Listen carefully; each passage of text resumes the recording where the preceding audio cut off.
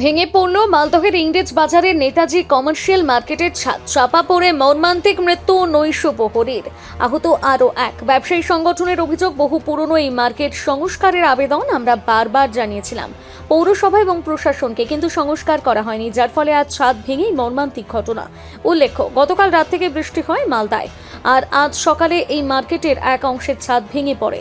জানা গিয়েছে এই ঘটনায় মিন্টু সরকার নামে মার্কেটের নৈশ প্রহরীর মৃত্যু হয়েছে এবং দীপ সর্দার নামে এক সুইপার আহত হয়েছেন।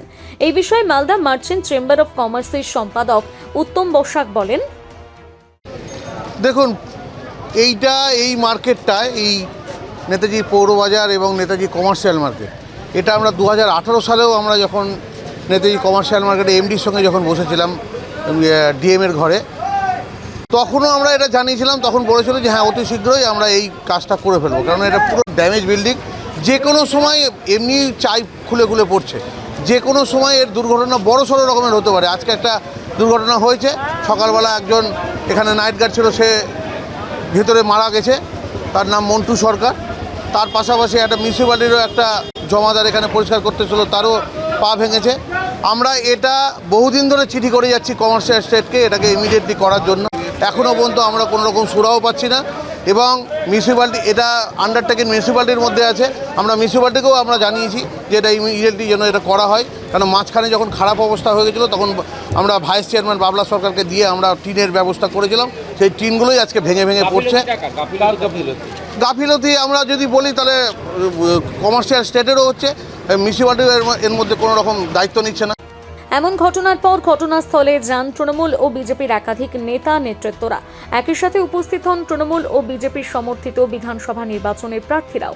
এ বিষয়ে মালদা ইংরেজবাজার পৌরসভার চেয়ারম্যান কৃষ্ণেন্দু নারায়ণ বলেন, একজন মারা গেছে, কয়েকজন আহত হয়েছে, তো হসপিটালে ট্রিটমেন্ট হচ্ছে। এটা দীর্ঘদিনের ড্যামেজ বিল্ডিং। আমাদের এসডিও এটা নোটিশ ইস্যু করেছে এই বিল্ডিংটাকে খারাপ। আমরা দেখছি এখন তো ইলেকশন মুভমেন্ট, কথা বলবো অফিসারদের সঙ্গে, যদি ওরা এগ্রিড হয় তাহলে আমরা এটাকে ভাঙতে শুরু করে দেবো। ব্যবসায়ী সংগঠন এবং বিরোধীরা বলছে যে এটা সংস্কার করা হয়নি, বারবার পুরসভাকে জানিয়েছিল, তাও সংস্কার করা হয়নি, এটা ঠিক করা। আমি বিতর্কে যেতে চাই না। এখন আমাদের কাজ হচ্ছে এটা ইলেকশন যেহেতু আছে, এখানে যারা অথরিটি আছে ডিএম এসডিও তাদের সঙ্গে কথা বলে ব্যবস্থা নেওয়া। বারবার জানিয়েও কোনো পদক্ষেপ নেয়নি বলে অভিযোগ করেছেন বিজেপির কাউন্সিলর তথা ইংলিশ বাজার পৌরসভার বিরোধী দলনেতা অম্লান ভাদুরী। এটা বহুদিন ধরে বারে বারে ব্যবসায়ীরা বলেছে যে বিল্ডিংটা ড্যামেজ হয়ে গেছে, গোটা মার্কেটটা। আমরা বিওসি মিটিংয়ে পৌরসভার বারে বারে বলেছি, কিন্তু তৃণমূলের এই পৌরসভার মানুষের সেফটির দিকে কোনো নজর নেই। স্বাভাবিকভাবে পৌরসভা এখানে ট্যাক্স বাড়িয়েছে, ট্যাক্স নিচ্ছে, কিন্তু তাদের কোনো রেসপন্সিবিলিটি নেয় না।